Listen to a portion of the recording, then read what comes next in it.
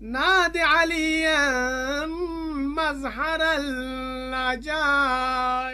أعوذ بالله من الشيطان الرجيم. بسم الله الرحمن الرحيم. الحمد لله رب العالمين وصلى الله على سيدنا مولانا حبيب الله العالمين أبو القاسم المصطفى محمد. اللهم صل على محمد وعلى Muhammad وعجل فرجهم. Okay, Assalamu alaikum to everyone. Collective salam to you all instead of individual salam. So I hope you're all doing well. Welcome back to the Nahjal Balagha book club. You know, this is the 4th session. So alhamdulillah, we're nearly at halfway point and we have been learning so much. I have been learning so much from you guys, definitely. So it's great to have you back. So many of the regulars, alhamdulillah. Today's book club is as follows. First, I will say salam and check in with all of you and see how you're doing, because it's very important that we check on each other's welfare, inshallah, and see that we are all well and healthy, because we have this space to just speak to each other, inshallah. Then I will go through the mission that I set last week. If you were able to do it, I would love to hear what you found. If you weren't, no problem. If you weren't here, you didn't have time, that's perfectly fine. You can listen in on this part, that's okay. And then we will have a short discussion on the findings of that mission, on the creation of the human being. And I'll go through a part of Nahjal Balagha in which Imam Ali alayhi salam describes how human beings were created and why it's a miracle. And then we dive straight into the sayings of Nahjal Balagha. We have 5 more. Every week we look at 5. We're actually going kind of sequentially. So we look at 5 more amazing sayings of the Imam. And that's the part where I'd love to hear your thoughts and your feedback about what the Imam is saying and what you think he means. And this is a way you are reading the exact words of Nahjal Balagha by reading the sayings of the Imam, the special sayings. And then we'll come to the end. We'll take any questions that you guys have in general that is on your mind.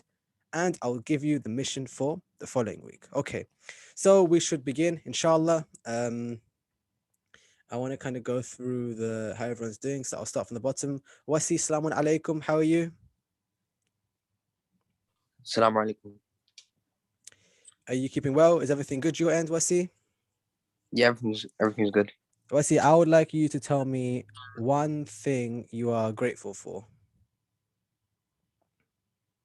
I'm grateful for the food we have every day. I'm grateful for like my mom and my dad who work hard for me.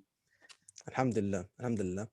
I'm going to take your first answer. So food, but also parents, alhamdulillah, is the thing you're grateful for. That is great. That is great. And I think your dad is a chef, right? So doesn't that make things better? Or he's not? No, I think one of your relatives. Yeah. I'd be grateful too. But great, Wasi, thank you so much. Ashal, salamu alaikum.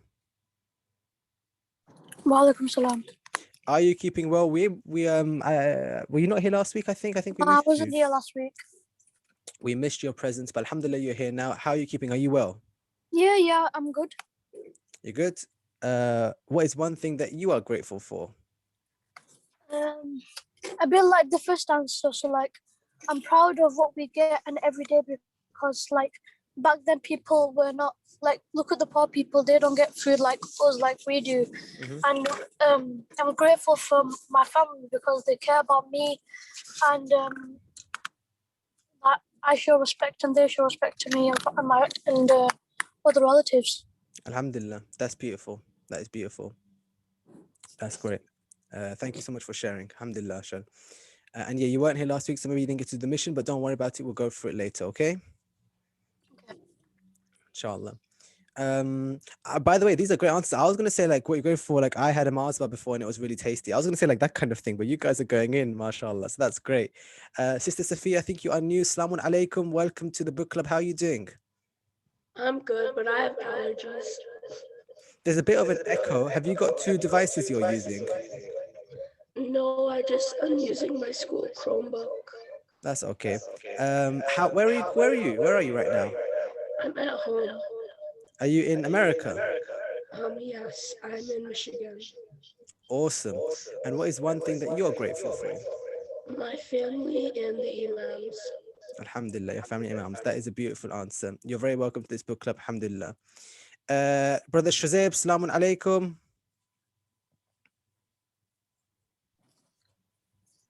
Shuzaib.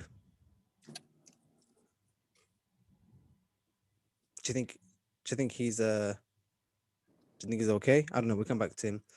Sister Khadija Bilgrami, salamun alaikum. Wa alaikum assalam. How are How are you? you doing? I'm doing well, thank you. How are you? I'm doing really well. Thank you so much for asking. I'm grateful for the chocolate bar I just had, although I would like to recommend all of you to eat healthily. Khadija, what are you grateful for? I'm grateful for like my electronic devices that I have because during lockdown they obviously kept me busy as well as helping me with my online learning. Good answer. So you're grateful for your technology and how you're using it for knowledge. That is a very commendable thing. And inshallah, we are proud of you that you're using it effectively. That's great. Shazib, are you back yet? Yeah, sorry about that. Bro, we missed you. We were so worried about you, man. Don't do that. Don't scare us like that. How are you? I'm good. What is one thing you're grateful for? My house, shelter. Shelter. Alhamdulillah, definitely. A lot of people don't have that. So it's a very good thing to mention because they take it for granted. Exactly. Thank you so much. Inshallah, assalamu alaikum. Walaikum salam. Are you keeping well? Yeah, Everything's cool your end? yeah. That is good. What is one thing you're grateful for? Food. Food, definitely. I feel like the closer we are to dinner, the more of us will say food. So definitely you're grateful for food. Alhamdulillah is the most basic thing that we can wish for, inshallah, and everyone should have access to food. And you're right to be grateful for it, definitely. Fazil, salamun alaikum. Wa alaikum assalam. Are you well, my friend? Yes, I'm good. Alhamdulillah. Now, I know you might be grateful for many things because we are grateful for you, but why don't you mention just one thing that you're grateful for? I am grateful for the plants that are out there. Otherwise there would be no us, there would be no siblings, there would be no parents.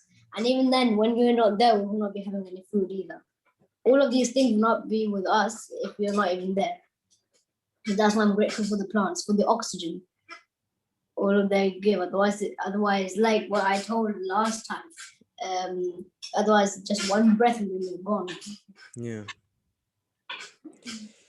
Wow, that's very true. We are grateful for the plants, alhamdulillah, for many reasons, and that is one of them.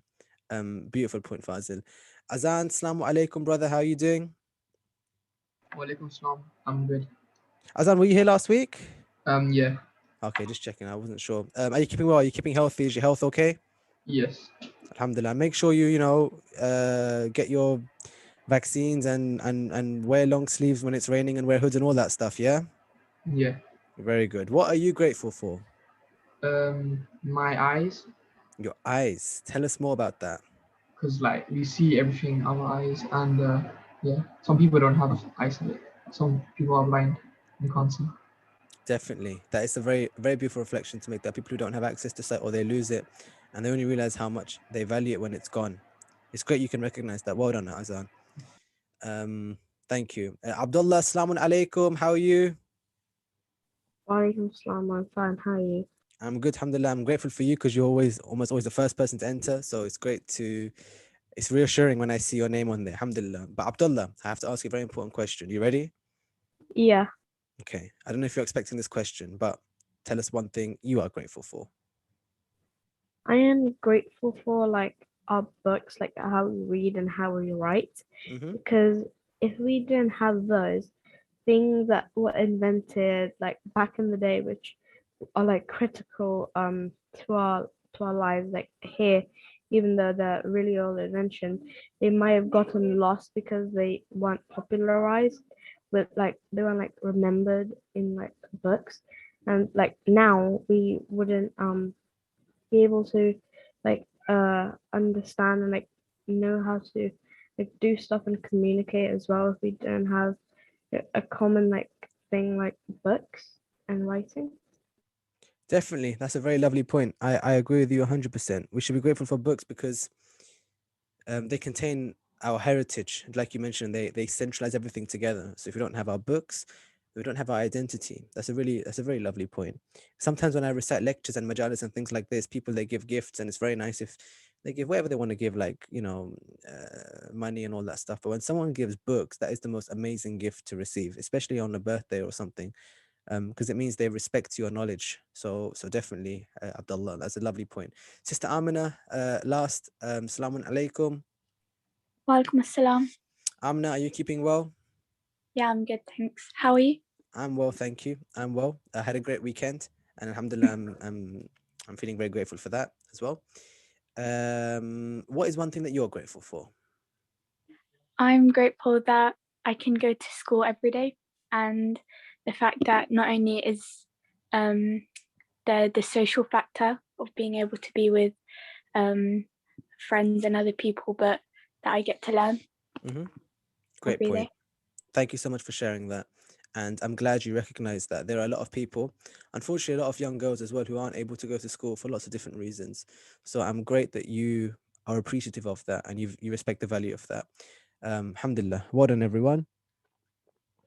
I'm really grateful for you guys. You make some really insightful comments then, and you recognize some important things.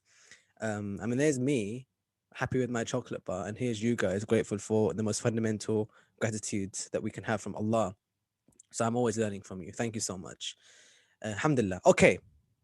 Now then, we had a mission from those last week. Abdullah, is your hand up about the mission or something else? It's about something else. Go ahead. Like, isn't it like that even if you like are grateful for like a big thing, even if you're like grateful for a small thing, you're still like appreciating Allah's gift to all of us. So that means even if like you appreciate like something small, like in your case a chocolate bar, and we're doing something like appreciating something like really big, doesn't matter because it's the same thing kind of. It is still appreciating what's given to us. I agree. That's such a lovely point. Because Allah controls even the small details and all of the big things as well. So to look for God in the little details is just as important as looking for him in these big general things. You're right, Abdullah. Thank you for making that point. Yeah, thank you for making that point. Alhamdulillah. Okay, our mission was, and it's been hinted before, but I'll go through it in detail again, that we have a saying from our Holy Prophet, which is, the one who knows themselves knows their Lord. Man arafa nafsahu faqad arafa rabbahu. And we really like this saying, if you know yourself, you can know your Lord. That's great. It sounds amazing. And people have been debating this for a long time. But what does it mean? What does it mean that if you know yourself, you know your Lord? How is it that in understanding the human being, something about who we are, how we've been made or created, how can we learn about our gods through ourselves? Okay, hands up if you were able to think about this from last week and you have some thoughts that you'd like to share, inshallah. Let me have a look at the... Okay, I see some hands there already. Alhamdulillah. Great. So oh, look at all those hands. Wow. So the point was, how is it that in looking at ourselves, we have a proof of Allah? What does it mean? The one who knows himself knows their Lord. Okay, let's dive straight in. Anyone who's really eager to go first? Can I speak? Of course you can, Amina. So in terms of knowing, having knowledge about ourselves, we would know that we have to have been created by something. So we aren't self-existing, and knowing that there has to be some higher being and creator that has created us, and knowing about a creator is also looking at everything around us and all our surroundings and how amazing everything is and how we fit in place. Yeah. And so there's that sort of proves a purpose in our life. And from knowing just ourselves, we're knowing the whole world, and the whole world is created by Allah. So knowing ourselves is knowing our Lord. So there were 2 points that I really, really like. Obviously, that's a really great contribution, Amina. One, of course, is by knowing that you are creation of God, and that's really important that you were created, and then you can think of your Lord. That's definitely true. The other thing is, you mentioned that it's not just us, it's all of creation, right? And we are part of that creation. So this means that I can take myself and I can view myself in a much larger way, that I'm not just alone. God created me as part of everyone else and all of the universe and the planets. I'm part of that. I'm connected to that. That is such a great way to look at it, because now we're kind of zooming out and looking at the big picture. So thank you for making that point, Amina. That's a great point. Can I say something? And Of course, also, Abdullah. and I can also build on Amina's point, because Please. when she said when we realize that we've been created by a higher being, that means like we can't create, like, this is like a point I used last week, I think. We can't create like mountains, and we can't create like wood from our bare hands. So we know that there has to be something else, like no matter how good we are getting like technology or how smart we are, we cannot like get every single detail on the mountain or the tree like a natural thing. Yeah, that is true. Like you're right. Even if we tried, like we would never be able to fill in that kind of detail. So, and that's the same with the human being. Just like the mountains, we are just like that. You know, all of us are as complex as mountains and trees, right? Yeah. Can I say my point now? Yeah, you can. Oh, one thing, by the way, have you ever noticed how, if you look at your fingerprints and you see the way that, you know, they're grooved, not only is each finger different to the other finger, but all your fingers are different to anyone else's fingers. Like, that's amazing. And everyone has that very fine detail of difference. In fact, sometimes they take someone's fingerprints in order to identify them. But also, have you noticed that if you look really closely at your fingers and you see, you know, the way that the curves come, that's so similar to the inside of trees, and the way that the grooves inside trees have developed over years and years and become rings. Like, it's so similar. Similarly, if you look at a picture of the human lungs and you see the way that, you know, they are connected together, and then you look at the branches of trees, you see it looks the same again, that the way that the leaves and the branches are connected. And you start seeing these patterns all around, about how we are similar to our environment. So just like you mentioned, Abdullah, and just like Amina mentioned, when you look at nature and human being, we see that we are a sign of everything around us as well. And there's one creator of all of those things. And he must have known everything in order to make it in such perfect harmony and symphony with each other. And that's a great proof of Allah to reflect on the universe. So that's what I was thinking when you were talking, Abdullah, and of course when Amina. But go ahead, you had another point to add as well. Yeah, so like not when we're just looking at ourselves, you can see that like evolution is a big thing, because if we're like see a bird from like maybe millions of years ago, then their beaks, like a scientist said, Charles Darwin, like around their surroundings, animals will change to adapt, and like so that means like if we are living like a big like mountain area, then we might grow like more fur or more hair because of our surroundings. And like who would have thought that like a human person couldn't have thought of like evolution without like it actually happening in front of them. Like they can't, like if they don't notice the change, like if they don't appreciate it, they'd never be able to know what it is. So there has to be someone that knows everything so that this happens. Beautiful. We see Allah's signs in change. This is a really great point. And like you mentioned, you know, biological beings will sometimes evolve and adapt to survive. Like this happens in how species change over time. We see this all around us in history. There are limits to it, but definitely it explains how we adapt to danger and in order to survive from that danger. And we see like birds changing form over millions of years, or maybe even we see that in other species too. And you're right, because then there's wisdom that someone must have created all these beings and knows, just like you said, how they each change and is aware of all of these things. And by the way, that being who knows, he can't be someone who changes himself, because the whole point is, if everything is changing and getting better and better, it means that they weren't good enough for something and then they get better, and they weren't good at something and then they get better. But Allah is the one, there's nothing that's wrong with him that he needs to change and get better, because he's already perfect. So we even learn about who the creator is just by reflecting on how we are. That is a great point, Abdullah. Was there anything you wanted to add to that point? No. No. Well, thank you so much for sharing. Alhamdulillah. Fazil, Khatija, and I think I saw Wasi's hand earlier. I see your name. So Fazil, you've unmuted. Would you like to go first? Yes. Yeah, go ahead. Where what do you understand about this phrase that if you know yourself, you know your Lord? When a person reflects upon his creation and body, he sees features such as being able to speak with your tongue that is just flesh. He's able to hear. He's able to hear with his ear that is just bone. His eyes, with he sees the wonders of the world, which is just fat. So this saying is from Imam Ali, and I brought it in the saying of Prophet Muhammad. So a person wonders who could have created such amazing things. Our powerful minds tell us that it's God who created us. Wow, that's a great point.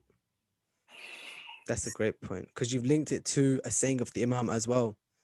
Because if you had, just like you mentioned, Fazil, a bone, a lump of flesh, a piece of fat, a cavity, without any wisdom, those things will not do anything. But with wisdom, those things become your entire senses. They become your sight, your hearing, your speech, your tongue, your smell. Like they become human just by knowledge and wisdom. And so if you reflect what that wisdom is, you come to an all-wise creator. That's a great point, Fazil. Yeah, that's a great point. What do you think about using this to understand Allah? Does it help you personally? Yes, it does. Great. Well, thank you for sharing it. Alhamdulillah. Anything to add? No. Great point there, Fazil. And I'm really happy you linked that saying of the Imam as well. And those of you who are taking part in these book clubs, it's really good to remember the sayings of the Imam that we're going to go through so you can apply it in your life, just like Fazil did brilliantly here. Khadija, you are next. Where do you see this saying helping us to know about Allah, that the one who knows themselves knows their Lord? What do you think? So, again, I'm going to link it to Amina's one, that when you look at your surroundings, you can see that they're all so beautiful and they're all so different and they all play different parts in this world. Yeah. So you know that you fit into that in a way play, as in a theatre play, but obviously our world. And you reflect, if someone were to reflect on all of these different parts, then they would know that there has to be some superior creator that has created all of this. And so it's obviously going to be someone a lot more powerful than a normal human being. And so you know it would be Allah, because we have like very unique features that it would be very difficult for someone else to think of, and our knowledge of putting things together, would help us to get to know ourselves and then get to know Allah. Wow, there's a lot of really lovely points there. I really like the sequence of thoughts. It's very logical. Like, wherever I am, the one who made me needs to be at least as knowledgeable as what I am, because they're the one who made me like that, right? So you mentioned power. Like, the one who made me, he needs to be at least powerful enough to make me. That makes him more powerful than me. Okay. He created me. He needs to be a creator to create me. Okay. I understand that he's a creator. I know he's powerful. I'm alive. I have life. He needs to have life in himself in order to give it to me. Okay. He's got life. What else? And slowly we start putting together and building a picture of Allah just by how our minds are and just by looking at us. Because if someone who's giving me something, he needs to have it in order to give it to me. So let's say I'm giving you guys a chocolate bar. I don't know why I'm thinking so much of chocolate. Maybe because I just had some. If I'm giving you a chocolate bar, I need to have the chocolate in my hands before I can give it to you. And then you've got it. If I have something, I need to have it before I give it to you. All of the things that we have, and if Allah is going to give it to us, he has to have it himself to give it. So if we've got life, he has to have life to give it to us. If we've got power and strength, he's got to have more strength to give it to us. If we've got knowledge, he's got to have more knowledge. So that sequence that you've begun, Khadija, that's a great way to go further and further and think that whatever I have, like good things that I have, someone must have given it to me who has it, and that's Allah. But I like how you applied it. Definitely a beautiful, beautiful point. Anyone else would like to raise their hand to add any other points that are there? Abdullah, I've seen. Did you want to add anything? I think I've seen a comment.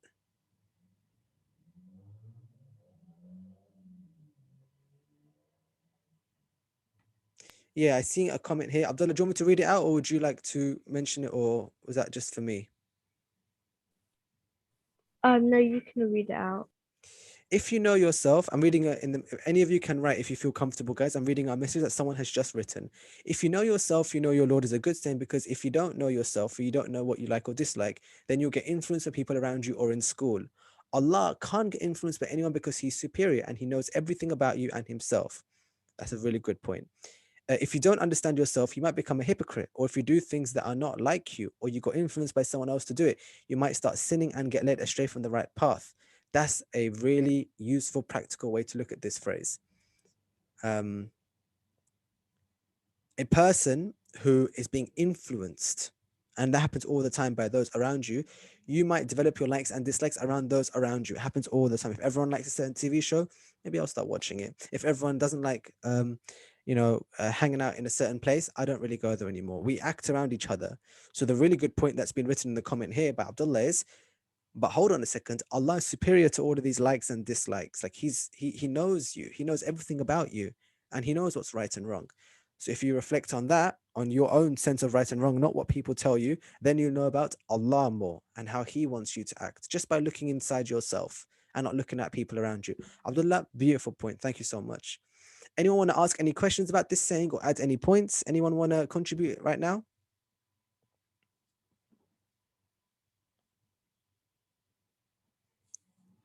Okay, that's fine. Some great points here. I'm really grateful that you guys are able to pick up on this saying, because it is a tricky one. It's a very tricky saying. Imam Ali alayhi salam, in relating to this point, we had a quote already about him. He speaks about the creation of the human being. And I think if we hear how human beings were created, we'll see why it's a sign of Allah. Okay, so I'm reading out a small section from Sermon 1 of Nahjal Balagha about how human beings were created. Imam says, first, Allah collected hard, soft, sweet, and sour clay and earth. He then dripped it into water until it became pure. So he made that clay wet. He kneaded it with moisture and then it became gluey, meaning it became like sticky. And from it, he carved an image. It had curved and joints and limbs and segments. Then he solidified it and he dried it up for a fixed time and a known duration. So now there's this image of a human being made from clay that was sticky and now it's hard. Then he blew into it out of his spirit, whereupon it took the pattern of a human being. So now Allah breathed life into this image to become the first human being, who was Prophet Adam. This had minds that governed him, intelligence which he made use of, limbs that serve him, so arms and legs, organs that change his position, sagacity, meaning the ability to differentiate between right and wrong, just like Abdullah was writing. He had tastes and smells, colors and species. He's a mixture of different clays, of different colors and different materials. This means he has different contradictions in him and differing properties like heat and cold, softness and hardness, grief and joy. And this is how Allah created Adam. So, very beautiful. Imam Ali is talking about how we were made, how the first human being was made from earth and clay, which Allah molded, made gluey, made firm, and breathed his soul into it. But here's the lesson from it. There are all sorts of different things which have gone into how we are the way we are. So there's hardness and softness in the clay that was chosen, light and dark, and that means that we are different in different ways. And inside, sometimes there are things which are not the same. There are contradictions inside us. Sometimes we want to be awake, sometimes we want to be sleeping. Sometimes we want to be alone, sometimes we want to be with people. Sometimes we want to speak, sometimes we want to be silent. These things are not the same. They are against each other, but they exist together in the human being. Because the human being is able to contain different things together, which might contradict, but when they're inside, they become part of who we are. So there might be light and there might be darkness in all of us. It's fine. It's okay to have those differences. Sometimes we feel confident. Sometimes we just don't. We feel uncertain of ourselves, maybe a little bit shy. These are all fine. It's how we've been created. And in the way we've been created, we then see we must have a Lord, because there's an Allah, a creator, who gave us these qualities in the way that he made us. He used different clays to form us. He used different qualities to bring us together to make our image and our form. And that's why we are the way we are. So Imam Ali Islam wants all of you to know in this part of Nahjal Balagha that knowing yourself means knowing the different things that make you you. And knowing that a being created you, a Lord created you, knowing exactly how you are, how you think, and how you feel when it's easy and when it's hard. Okay? Anyone want to add anything or any questions about this? Can I say a question and a point that I want to make? Of course, Abdullah. So when Imam Ali said in the saying that it was made wet, in heaven, because that's where Prophet Adam was first created, was that water from the river in heaven that we are told of? There's a river in heaven. Is it from that one? It's not from a river in particular, it's from water, which Allah created before He created Adam. We are told in the Quran, and we also have hadith which explain that Allah first, after He created the first beings, He created water. And it's from water. Oh, do you remember last week when we looked at how the earth was created? Do you remember? And we said that Allah created water, which was then a typhoon, and then there was wind which He blew into the water, which then started rumbling and rumbling and rumbling until it solidified and became the earth. Allah created water well before that. So it was not necessarily a river of heaven, because also we don't have heaven in the same way then as we have now, but it was definitely water which Allah created for this purpose. Yeah? And also, when did Imam Ali add in saying like about when Prophet Adam was like tricked by Iblis? Does he write about that in the saying? He does. He does speak about what happened next in Sermon 2 of Nahjal Balagha. He speaks about Shaitan not listening to Allah and wanting to go against guidance. He does speak about it. Is that something that you'd like us to look at in another book club? Do you want us to talk about that? Yeah. Let me see. Definitely in one of the future missions, we can definitely study about that. Thank you for mentioning. I'm going to write it down and make sure that we do that. Okay, great. Thank you, Abdullah. Anyone else want to ask any questions or make any points about how we were created? Anything you want to ask that you're not sure, that you're curious about?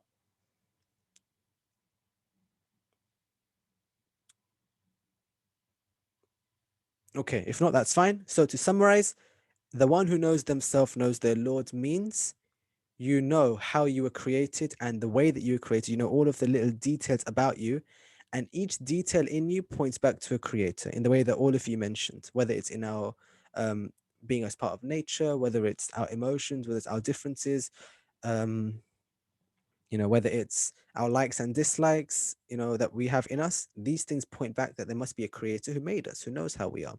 And that's one of the interpretations of the one who knows themselves, knows their Lord. But it's a very deep saying, and I encourage you to keep pondering on it. Okay, let us now journey into the sayings of Nahjal Balagha. Let me find PowerPoint of the day, and we will dive into the sayings of the Imam. Alrighty then. This is my favorite part. This is my favorite part too. Okay, here we go. So this is week 4, and we've got 5 sayings, and I can see some of your names, but it's hard for me to see the chat. So please unmute if you have anything that you'd like to add. Okay, let's begin. As you become more intelligent, should you speak more or less? What do we think? I'm actually quite conflicted because as soon as you see this, you think like, yeah, of course you should speak more. But like it matters about what you become intelligent in. So for example, you might become like really intelligent in maths and you might like be teaching other people. And then but you might get intelligent in stuff like so which is not necessarily that good or like good for other people. Like you might like get like really intelligent about like how to maybe like rob a bank or something like that. Definitely, it's true. So maybe you shouldn't speak about that point. Good. So both answers could be good. Like, and there's not, if our reasons are good, we can find good reasons for both. Who else has got an idea? If you become more intelligent, do you think you should speak more or you should speak less? The smarter you get about something. What do we think? I think you should speak I think you should speak less because God's given you the ability to be more intelligent. So if you do speak more, you're just showing off God's ability, and you're not. Yeah, that's very much it. Good. So maybe the more knowledge you get, you're a bit more humble, for example, with that. Okay, interesting point. Anything else that anyone want to add? We could be trying to help people. Go ahead. Is that Inshal, yeah? Yeah. So could you say that again, please? You could be trying to help people. You mean in speaking, like you can help them? Yeah. Okay, so you're in team more. They should speak more the more intelligence you get. Yeah. Okay, definitely is a good point to that. I think I saw Fazil's might unmute. Yes. What do you reckon, think, Fazil? I think you should speak more because you should be spreading your knowledge to the other people as well. It's not that you just keep your knowledge to yourself and you don't spread your knowledge to everyone else. Interesting. So it's about spreading knowledge. The more that you learn, the more you should spread knowledge. Interesting. Can I say one point? Yeah, of course. Like because like if you think that you should speak more, it's a good reason, but also like if you're like in like a lecture with other learned people who are actually like very like intelligent and smart, then if you speak more, they might get like bored because they might already have this knowledge that you're speaking of. That's true. So if you've gained knowledge, someone might have more knowledge than you about that same thing, right? Yeah, because there's a saying that don't like speak unless it's something like worth speaking. Good point. Good point. Khadija? I was going to say what Fazil said, but can I add? So you might come across someone who doesn't really know much about Islam or any topic in general, and instead of leaving them to question question anything, you should you should pass on your knowledge to them, because Allah didn't give us a tongue and a mouth to just stay quiet. He gave it for a reason, and that reason, as in one of the reasons, is certainly going to be to pass on our knowledge to people who might not know it. Absolutely. We've been given a tongue for that exact reason. And you're looking to get on our creation. Great. Here's something interesting to think about this. Speaking and teaching are not necessarily the same thing, by which I mean, it's not the case that we need to talk lots and lots and lots to make a point. If we know something really well, we can use a small sentence to make that point clear. And in fact, sometimes speaking more and more is to explain something because we need to explain something. But when you know something really, really well, you can just use a little bit of language, like one sentence. That's why Imam Ali Islam in this book, in Nahjal Balagha, is so celebrated, because he can say so many things in so few words. For example, in answer to this question, Imam says, as intelligence increases, speech decreases.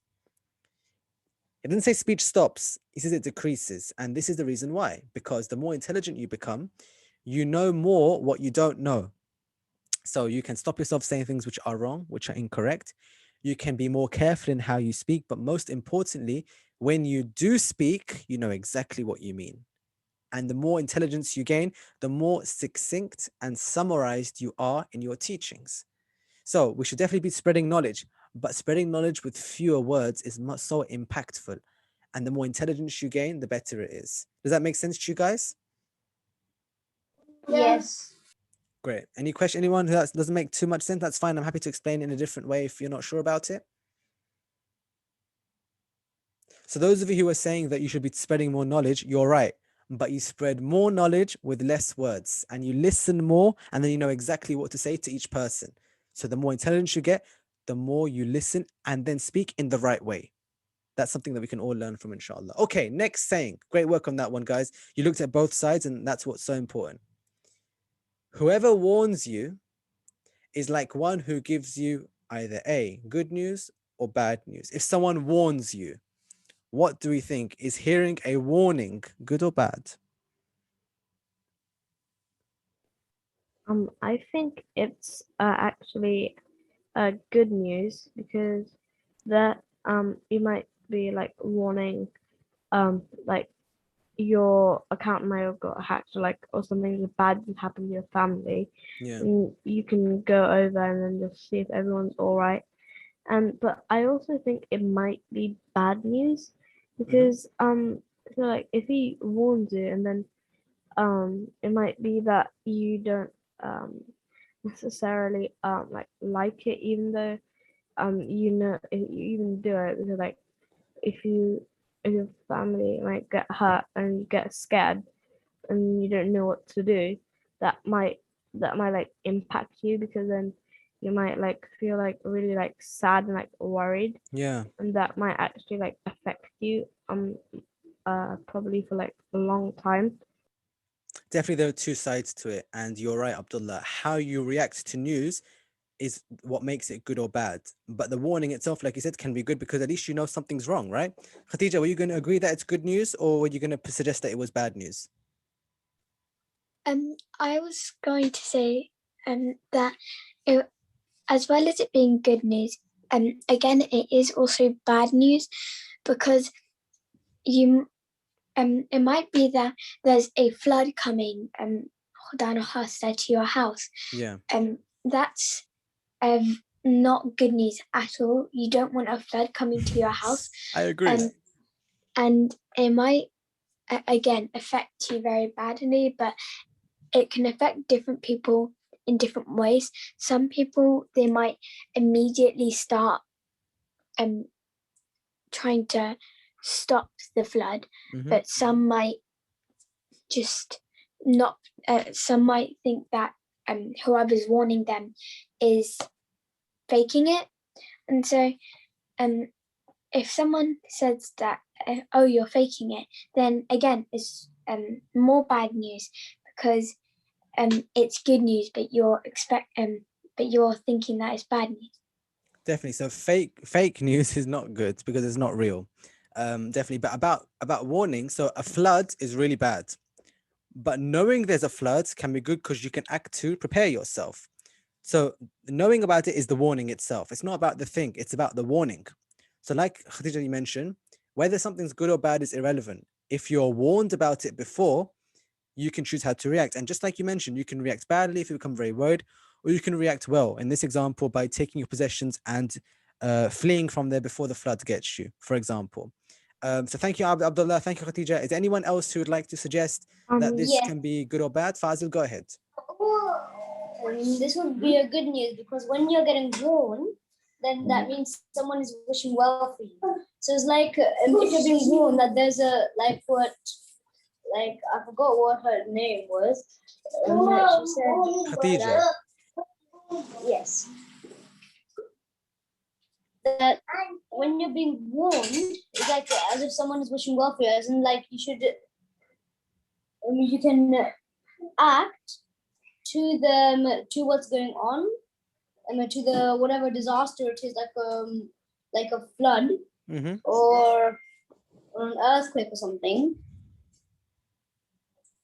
Then you can prepare yourself for for whatever the disaster is, and then you'll be safe later on. Great. So Thank you so much, Fazil. I think that whoever warns you is like one who gives you good news. I agree. And that phrase, the one who warns you gives you good news, I've heard it before as well. And maybe you guys have heard it before. We'll come up to that phrase. But definitely, the one who warns you has mentioned something good. Now, before we move on to the answer, is there anyone who has not spoken who would like to suggest a point about warning being good or warning being helpful? Anyone want to make any suggestions who's not yet spoken? That's fine. So Imam Ali says, whoever warns you is like one who gives you good tidings, meaning good news. So just like that phrase that you mentioned, Fazil, the one who warns you has given you good news, because like you guys are saying, at least you know what is about to come. At least you know what's been happening. And someone who gives you that opportunity, that chance to deal with situations, Of course they care for you, otherwise they wouldn't even tell you, right? Now, someone might warn you in a way that you don't like, or someone might speak very harshly. It happens. Sometimes we don't deal with it in the right way, but that's the point. How do we deal with news? If we deal with it in the right way, it becomes good for us because we use problems and warnings of problems as an opportunity to improve. But if when we hear a warning, we become very worried and anxious, which is normal sometimes, until we recover from that phase, we are dealing with it in a way that's not productive. We're getting too worried and sad. And it's okay to feel that way as long as you then move from that phase to the next phase, which is, what am I going to do about it? There's a flood coming. I can be sad and angry and sit here all day. But in the night the flood's coming, I'm going to have to get up and move. Warning should make you have action. And just like warning in general, any criticism, any advice someone gives you, you should think about it and act in the right way to use that warning in a way to improve, in a way to get better. And that way you can keep growing. And the whole point of this journey is to continuously have growth. And inshallah, all of you are on that journey. Abdullah, I see your hands up, but let's save it for another point. Is that okay? Okay. Thank you. Okay, next one. I think you'll like this one. What would you do if Imam Ali struck your nose with his sword? Genuine question. Imam Ali hits you on the nose with his sword. What are we thinking? Khadija, what do you think? It would be a bit of a weird thing to happen, but I would say I wouldn't be too angry because Imam Ali wouldn't randomly strike his sword to your nose. There would be a reason behind it, or Allah would have asked him to do it, I think. Good. So you are trusting the Imam's decision, even though it's very weird and it might hurt you. Okay. Anyone else want to add anything? Even though I might like be hurt, I wouldn't mind at all. I'd actually take that as a good thing, because Imam Ali alayhi salam would have, like as Khadija said, he wouldn't do it without any purpose. So like if he might have stopped me from doing something wrong in a way that I wasn't listening to him, or I was saying something wrong to other people, so I wouldn't be mad. I would be actually grateful that he stopped me and actually like made me alert to like I did something wrong and I shouldn't do it again. It could be a lesson. It could definitely be a lesson for you. So that's great. Ashal, imagine, right? You're walking down the street and you see Imam coming. You're like, Imam Ali, how are you? How are you doing? He says, I'm good. And then he takes his sword out and you're like, hi. And he takes his sword and he hits you in the nose with it. What are you thinking, Ashal? I know it's going to go against the question, but I don't think Imam Ali would do this sort of thing because he's a very, very good person, and he's very calm and he cares about other people, not just himself. Like, I don't think Imam Ali would just randomly pull out a sword and hit me, because he's a very caring person. And let's say if I wasn't following the 14 Masumeen, he would explain to me nicely, not hit me and do all these like things. He would explain to me calmly, and he would make sure that I would never like disrespect Islam and these rules that Allah has given us. Definitely, the Imam is not like this at all. It's just that it's just where he says, if I was to do this. So that's how we're looking at it. But your Imam does not go around hitting people. But it's about how we react to something as unexpected as this, if it were to happen. Yeah. But like you said, Asha, that's not, the Imam's not like that, is he? He was not the one to cause us any pain. No, exactly. Well, you're right. The Imam wouldn't do that. But he says this. He says this when he gives an example. He writes, or he says, even if I strike the nose of a believer with this my sword for hating me, he will not hate me. So the Imam alayhi salam gives an example. He says, if I was to actually do this and hit the nose of one of the believers with my sword, he will not hate me. So this is an example, an illustration of what you guys have been saying, where either he's giving me a lesson or there's some wisdom, but I'm not going to react by going against my Imam because he did something which I found strange or weird or hurt me. I'm not going to go to that level of hatred, even though I wouldn't expect it. Like Ashal says, I won't hate him. He's my Imam. There must be something. Agreed? Agreed. Yeah.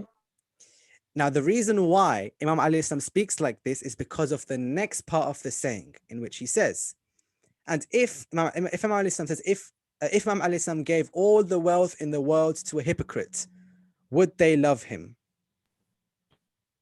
What do we think? Firstly, I think no, because being being a hypocrite and like getting all the wealth in the world, that would only make him a worse person. Even if, like, let's say Imam Ali like said, like, if you be nice and give all this wealth to the poor, then I can give you all the wealth in the world. That maybe he said that he would, but he actually didn't do it. So he'd not only that, he'd be like abruptly, like maybe like not even giving to the poor who like need it. He'll just keep it to himself, and he would, first of all, why would you lie to an imam who is literally chosen by God, and that why would you lie or even be a hypocrite towards him? The people in the world wouldn't like him, and I'm not really sure. Does they love him mean that, do they like the hypocrite or Imam Ali? Meaning, like, the hypocrites, they in their heart, they don't love the Imam, but they might say they do. They might say anything, but in their heart they don't believe it. That's why they're a hypocrite. It means they don't believe what they say. So the example is, if the Imam was to give them this wealth, would they love him? And you're saying, well, they wouldn't. And just like Ashal mentioned earlier, the Imam would not do this. Imam would give wealth to poor people who need it. But it's like, even if he gave it all to them, in the same way, if he hit me on the nose, I'm not going to hate him. If he gave this to them, are they going to love him? Khadija, what do you reckon? I agree with Abdullah that they wouldn't really in their hearts love him, but they would show gratitude towards Imam Ali, but they're hypocrites, meaning they might say or do something to show their gratitude, but in their hearts they don't really care in a way. It's just, oh, I got money, thank you, and that's it in their hearts. Exactly. And love is something which exists in the heart, not on the tongue. I might love someone or something and not say it.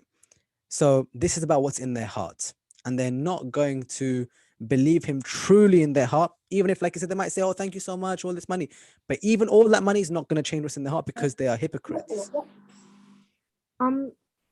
I have a point that if it might not be only just money, because wealth could be in everything. Very good point. So like you might be like wealthy in like forgiveness, or you might be wealthy in like money, as in like the main thing you think of as like rich or wealthy. Yeah. So maybe if Imam Ali alayhi salam gave all the wealth of the world, that'd be every single good attribute of a person or other things that are not of a person to him. That means he might actually change, because he's got all of the wealth, meaning he's got forgiveness, he's got honesty. That might mean that he might actually not be hated by everyone in the world, because he might actually give, because he's got all these other attributes like forgiveness and like love to other people, even if they're like quoted lesser than him. You're right, and it's not just about money, it's all of those things that you mentioned, and even they are not enough, you're suggesting, to change the heart. Thank you, Abdullah. Anyone else want to add anything before we look at the answer? Yes, me. Go ahead, Fazil. The hypocrite won't love him because whatever he in his heart, he's got he was going to be having hatred for the man, because he's a hypocrite. He's going to be having hatred in his heart, but he's going to be saying that oh, thank you so much for this, all of that. It's like as if your tongue is not connected to your heart, and they just say whatever you want to say. You're right. It's not connected to his heart. That is the best way of summarizing it. And the Imam even explains why. So you are right, guys. And even if I pile all the wealth of the world before a hypocrite for loving me, the Imam says, he will not love me. This is because the Prophet has says, oh Ali, a believer will never hate you, and a hypocrite will never love you. In brackets it says Muslim because a hypocrite is someone who claims they're Muslim, but they're not really. The Prophet himself says, a believer will never hate, no matter what you do to a believer. For example, even if you hit their nose with a sword really, really hard, they're not going to hate you. They might not understand, but they won't hate you. And similarly, even if you give all of the wealth of the world, if that's money or prestige or anything, the hypocrite's not going to love you. And that's because, like all of you have summarized to say, what's in the heart remains in the heart. If you believe something and you believe it strongly and firmly, nothing will change it. So Imam Ali is not going to hurt you guys, but other people might hurt you or argue against you for loving the Imam. They might say things to you or might cause you oppression for your love of Ali ibn Abi Talib. Doesn't matter. Your love for him will never change and you will never leave the Imam. And similarly, our enemies, people who are fighting against the Shi'i or they are trying to hurt and oppress innocent people, even if they had everything in the world, they would still do it because there's something in their heart, and that thing in their heart is, the example the Prophet gives, hatred of Ali ibn Abi Talib, hatred of Imam Ali alayhi salam. That's a great thing to recognize. Okay, let's go to the last saying because we're coming to the end of the session. Why is it important to learn from even bad people? Why is that important? Whether it's hypocrites or non-Muslims who are causing oppression, so whether they're Muslims or non-Muslims, if they're doing bad things, why is it important that we learn from everyone, even bad people? Abdullah, kick us off first, and then Amina. So it's actually very helpful, even if they're bad or they're untrustworthy.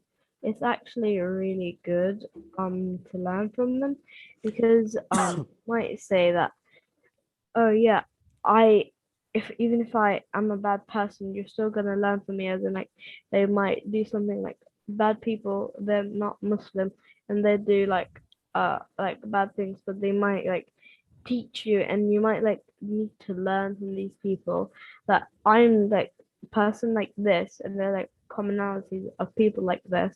Yeah. But if this one singularity is like this, I'm gonna be like ready or prepared if even other bad people say like things to try and like make me sad or not think about the positive things.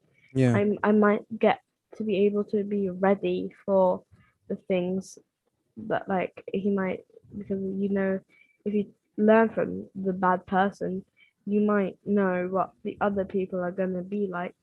That means that you'll be ready and prepared for other people who might like try and hurt you with their words. Good point. So in preparation, it really helps. Thank you, Abdullah. Amina, what did you want to add? Why is it important, do you think? It's slightly similar, but you can learn from these people and not make the same mistakes as them, because just like how people say if you've done bad things in the past or you've made mistakes, you should always learn from it and kind of move on. You're learning from these bad people as if they're the kind of maybe bad things that you've done in your past, but maybe you can help them. I agree with you. The actual knowledge itself is there, like the lesson is there. Now, whether it came from a hard experience or a person you don't like or anything, it's still knowledge which is to gain there. And that's what we're interested in, it's what we learn from. It's not necessarily where it comes from. Great point, Amina. Thanks, Amina. Thanks, Abdullah. Anybody else want to add anything about why it's important, do you think, to learn from even bad people? Yes, can I add something? Of course, I shall. So even though they're bad people, you can still learn something new maybe, or something that is maybe relevant to what we need to do in life, or maybe say that, okay, Ashur, you should look what the time is. You should start doing these stuff like religiously, because they might even know something about our religion that we might not know. So true. So true. You can learn from them, right? Yeah. Definitely. And like I mentioned before, the thing that you learn, that's what we're interested in. That's what we really want, the knowledge and the lesson. Not the other things, not the details of why we learn things are not up to us. What's up to us is what we learn and how we benefit from the experiences that we go through. So thank you, guys. You've combined to make a really insightful point. Anyone want to add a last point before I move on to the answer? Yes, I would like to. Go ahead, Fazl. Summarize the points and add yours if you wish. What if this bad person has got a skill or talent or something that they know that no one else knows? So you just take it. from even a person that's bad or good, that doesn't matter. It's that it's about what they can do.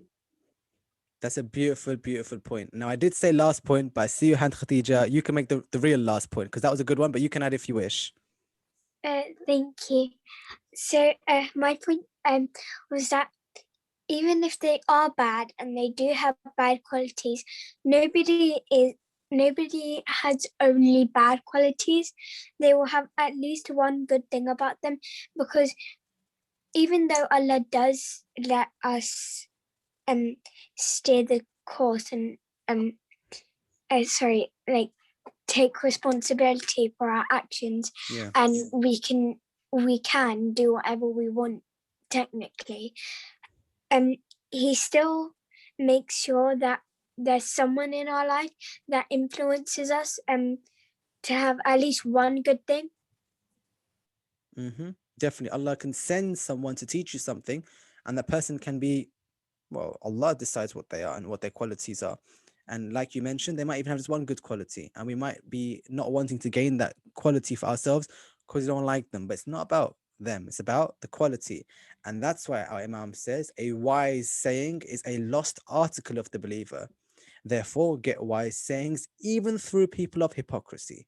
So a wise saying by this we mean a lesson or a moral or something we can learn from, even if it's a saying. This is your lost property. You know how in school you have lost property where you lose something, and if you lose it, you go, then you try and find it again? Imam Ali is saying wisdom, knowledge, that's your lost property. Therefore, get it back. Find it from where you lost it. Have that urgency that I need to learn. Even though from people of hypocrisy, get wise sayings, because it's yours. It's yours by right. And that is the lesson of the Imam about gaining knowledge. Great points, guys. I hope this point is understood. Anyone not clear on this particular point? Are we good? Everyone happy? Yes. Awesome. Okay. Thank you so much, guys. Those are the 5 sayings. And as always, more next week. So let's stop the sharing. You can see me again. Hi. Great points. We've come to the end. Now, well done today. We've learned about why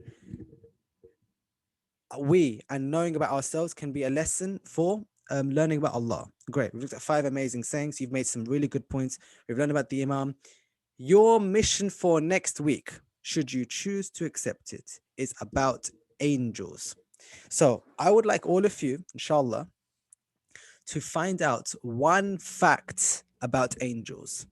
What do you know about angels? It could be something that you ask. It could be a proof that they exist. It could be an experience about someone. It could be a verse of Quran. It could be a saying of the Imams. It could even be from Nahjal Balagha. But what do we know about angels and the way they've been created? Okay?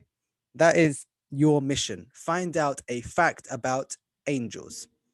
Any questions or points anyone wants to raise at this point at the end? I have a question about the mission. So will the mission be about, like, you could say, that like a saying like someone received like from an angel, either from in Quran or like in another book like Nahjal Balagha, or does it have to be like a fact like how they were made or stuff like that? It can be anything about angels from anywhere. It can be from a non-Muslim as well as a Muslim. I might add some sayings of Nahjal Balagha about Muhammad about angels, but you, to give detail, can find it from anywhere. Okay, Abdullah? Yeah, okay. Awesome. Any other questions or points about the mission? Awesome. Put your hand up if you're going to do this for next week, if you're coming next week. Are you going to find this mission? So Ashal is, Wasi is, Abdullah is, Amina is, Khadija is, Shuzaib is, Ashal is. Who else is going to do it? Wasi, good. Azan, very good. Inshallah, I think I saw your name earlier. Sophia, inshallah, if you're coming next week, this is our mission. Learn something about angels. Okay, guys? Inshallah, I'm looking forward to this point. If there are no questions or comments, then goodbye. Take care, and I will see you next week. Okay, guys? That's it. Thank you. Khudafiz. Thank you. Thank you very much. Khudafiz. Jazakallah. Jazakallah. Great points, guys. See you later. Khudafis. Khudafiz. Bye. في أمان Bye. الله. في أمان الله. جزاكم الله خير. Jazakallah, Khuda Hafiz. Jazakallah, Thank you. Khuda Hafiz Fazil. Thank you so much. Bye bye. بولايتك يا علي يا علي يا علي